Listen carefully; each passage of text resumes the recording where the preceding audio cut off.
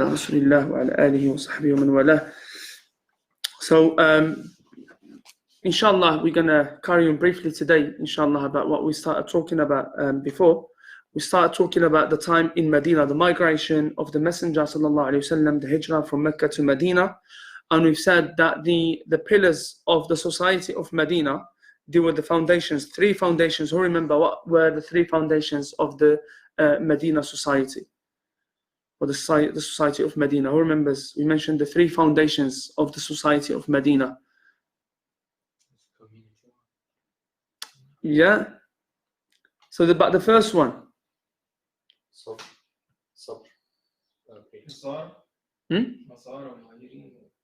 Yeah, but the first one we said is building the masjid.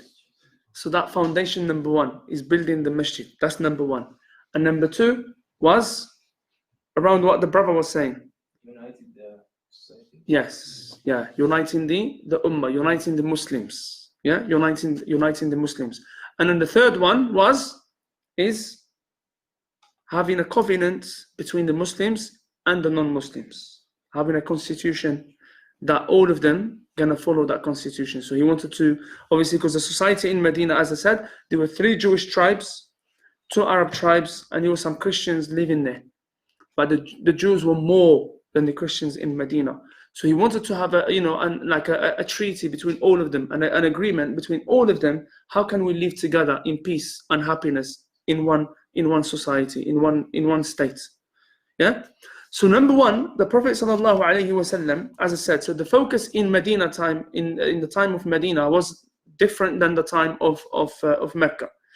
So starting by the masjid, that gives us, a lot of lessons for us to learn. Why Muhammad sallallahu alaihi wasallam, the first thing that he wanted to do in Medina is to establish the masjid, to build the masjid. Before anything else, is to build the masjid. So what do you think? Why was the masjid the first thing that he did? To gather the community into one. Okay. To me, it's a social institute. Mm-hmm. So, and the society can be operated from there. All 3 pillars can be operated from there. So, I remember, he used to do all those discussions, even the political discussions, governance, everything happened in mosque. So it was a social. To me, it's a social institution. Apart from the space for prayer. Okay. When that was the main essence we were getting, right? Including all of these, Prophet Muhammad was prioritizing Allah before anything else. The prayer, the worshiping Allah was the first priority. So he established a prayer place where all Muslims could. It seems like when I said we could, as if I was there.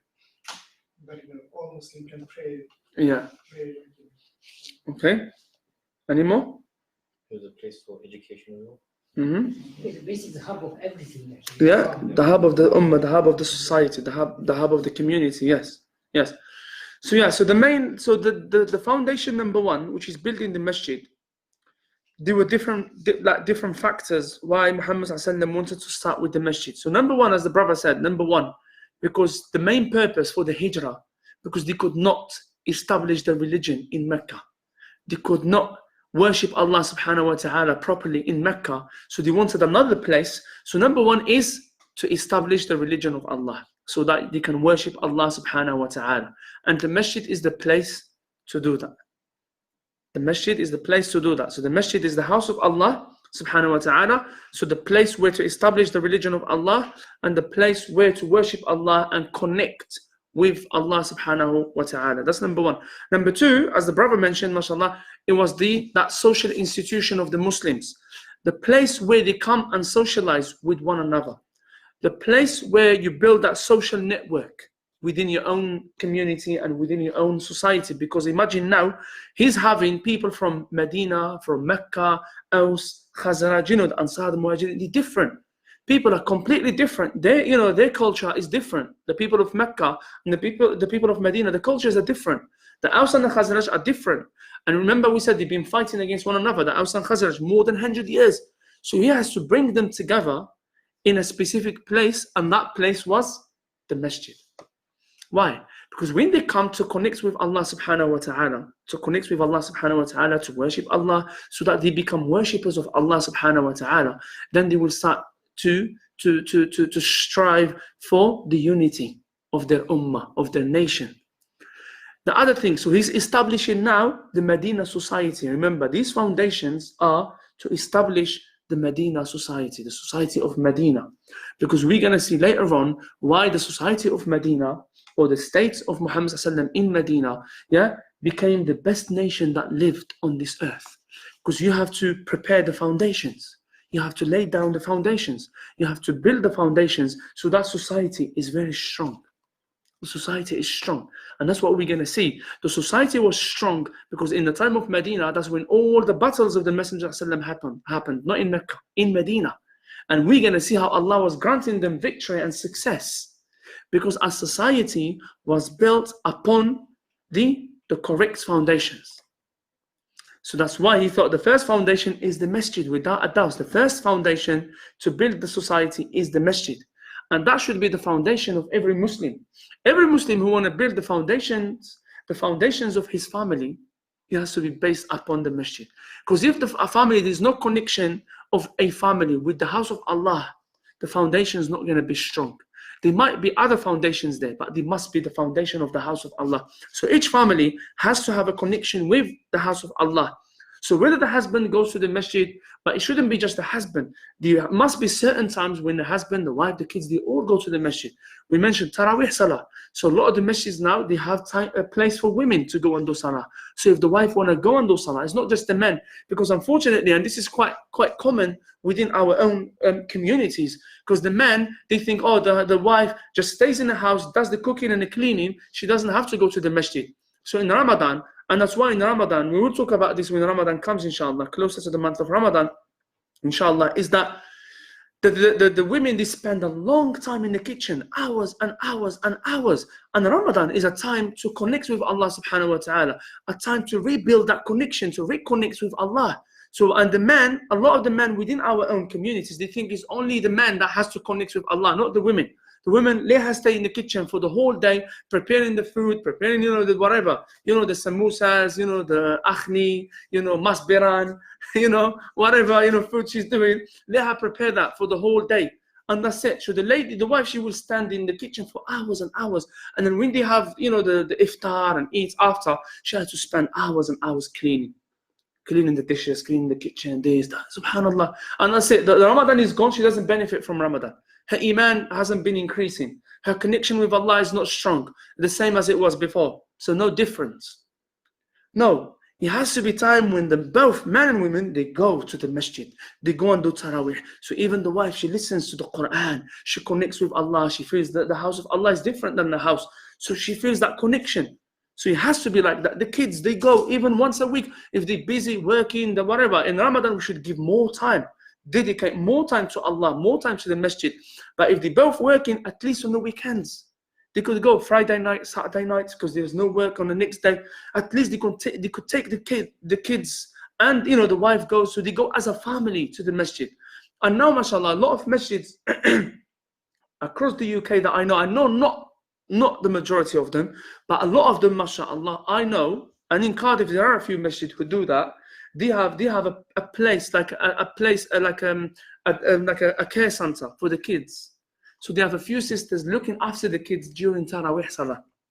So then you can take the kids with you. They have a room where to play. They have toys there and everything, and they socializing with the other kids, obviously especially the little ones, so they don't disturb you in Salah. And then the wife can do Salah, the husband can do Salah. And the kids, they go and socialize in the masjid, they play with the other kids, they have toys, and they have child minders there, they're looking after them. So mashallah, everyone is benefiting. The kids, the wife, the husband, every person, in making use of this Ramadan. And this is how should be the masjids here. Every masjid should be doing that. Every masjid should be doing that. Should be giving that space, for the families, for the little kids, so the kids can come, have their own room where they have toys and everything, and there are people looking after them and stuff. And then the man, the wife could be doing the Salah, the husband could be doing the Salah. See, that is the community, that is the masjid, the hub of the community. That's why Muhammad ﷺ established the masjid number one so people can come to the masjid. Women used to go to the masjid in the time of the Prophet ﷺ. They used to go to the masjid. Some of the women, they used to go, even Fajr Salah, they used to go to the masjid in the time of the Prophet ﷺ. They used to go. And in the time of the Prophet ﷺ, there was no barriers between the men and women. They used to pray at the back. They used to pray behind. But obviously, as soon as they finished, the man didn't used to move until the women, they stand up, obviously, and then they leave, and then the men, they stand up and leave the masjid. So it was the hub for the men and the women, So it was a place for them to come and increase their iman, connect with Allah subhanahu wa ta'ala, and socialize with other Muslim women. And then the other thing, because he's establishing the society of Medina now, and a society has to be based upon what? Upon justice, upon equality, upon that human rights. So this is what he's doing, sallallahu alaihi wasallam. Because when people come to the masjid, different skin colors, different economical and social status, different backgrounds, different languages, different skin color, they all stand up in the same line, equality. See, Islam teaching you equality in the masjid, house of Allah. All of you, what? You are the richest person. Next to you, the poorest person in the community is standing up right next to you. You are Arab, there is a person who is not Arab. Your skin color is white, there's another person, his skin color is black, standing up right next to you. All the same, there's no difference. You're all coming to pray to Allah. You're all coming to worship Allah subhanahu wa ta'ala, to connect with Allah. So he's teaching them, so Islam is teaching you the equality. All the same, there's no difference. So when you learn that to start with in the masjid, so that will be manifested in your behavior, in your actions outside the masjid. That's why, sallallahu alaihi wasallam, he did manage to build the best society ever. The best society that lived on this earth ever, it was the society of Medina in the time of Muhammad sallallahu alaihi wasallam. But they learned all that from the masjid. That's why you see the wisdom of Muhammad sallallahu alaihi wasallam, why he wanted to establish the masjid as the first foundation of the society of Medina. Because of those foundations of a society, justice, equality, So that he was teaching them that in the masjid. And this is, you feel it. You come to the masjid, there is no difference. You go to Hajj, people in Hajj from different places, they're doing Hajj. There's no difference. There's no masjid for VIP. There isn't. You come to a masjid, there is no reserved lines. This line is reserved for VIPs of the community, or for whatever, Dr. Sab, or, Sheikh Google Sab. There isn't. All the same. There's no line that is reserved for no one. First comes, first serve. That's it. You come first to the first line, you pray in the same line, in that first line. There's no one that will say to you, you know what? No. Baisab, he's better than you in, his, social and economical status. You need to leave, to allow him to sit on the first line, go back. There's no such thing. So the masjid teaches you about equality. Subhanallah. But honestly, the stories that you hear, honestly, today, I heard, but this is culture, obviously. It's not Islam. Because when you go, I'm sure maybe some of you have seen this before. You find that a lot of people in the community, they go to the masjid, when they find like youngsters in the first line, no, go back to the second line. You have to give up your spot to someone. Why? This is not Islam. No, that youngster, he came first before you. You allow him to pray in the first line. Simple as that. Why does he have to move from his first line because of you? But these are some of the, cultural stuff, cultural baggage that we have with us. We think this is a religion. No. But I see it in some of the masjids, honestly, youngsters, they have to move back to the second, to the third, to the fourth line because of another person. Just a very quick question.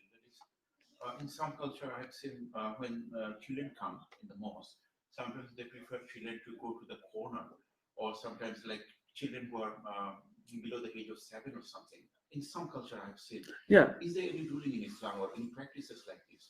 Have you noticed? No, there isn't, because the Prophet ﷺ, in his time, his grandkids Hassan and Hussein, when he's leading the salah in the masjid and people are praying behind him, they used to go on top of him when he was doing sujood, and he wouldn't stand up. He wouldn't get up from sujood until they moved, because he doesn't want to disturb them, because they're enjoying themselves, they're playing, they're enjoying themselves. And that's the problem. Just to finish with, because I think people are waiting outside, A friend of mine that I know, a very good brother, mashallah, he was going to the masjid with his 2 kids. So one of them, she might be about 4, 5, and the other one probably about 6. So one imam, as soon as he walks into the masjid, there's a couple of minutes before the salah, and the imam was saying to him, yeah, we're going to finish in 1 minute, John. So the imam was saying to him, just moving his hand and saying to him, like, what's this? What are you doing? What's this? So the person said to the imam, he said, I'm just doing like the Messenger ﷺ. He used to bring Hassan and Hussein, his grandkids, to the masjid, and he used to play in the masjid. And the imam starts saying, oh, so you are the messenger now. You're comparing yourself to the Messenger ﷺ. Are you crazy? He started shouting at him in the masjid. Subhanallah. And then he said to him, go to the last line and pray. Don't do salah in the first or second line. Go to the last line. But this is culture. This is not Islam. If the Prophet ﷺ, and he is leader, and he is our example, he used to allow his grandkids, Hassan and Hussein, to go on top of him while he's doing sujood, while he's doing salah, while he's connecting with Allah, and he doesn't say to them, no, don't do that, that's wrong, move to the last line. He doesn't. Because the main thing here is you encourage those little kids to come to the masjid. So they always have a good experience coming to the masjid all the time. Yes, we used to play in the masjid, that's fine, because they're little kids, they don't know. They have to enjoy coming to the masjid. They should not remember when they grow up like, oh, when we used to go to the masjid, we used to get shouted at, and people used to shout at us, used to move, do this. No, they used to remember, we used to have fun in the masjid. That's how they love the masjid. That's how we inject them with the love of the masjid. Subhanakallahumma wa bihamdika, nashhadu an la ilaha illa anta astaghfiruka wa natubu ilayk. We'll carry on inshallah next week from where we stopped. Alaykum assalam.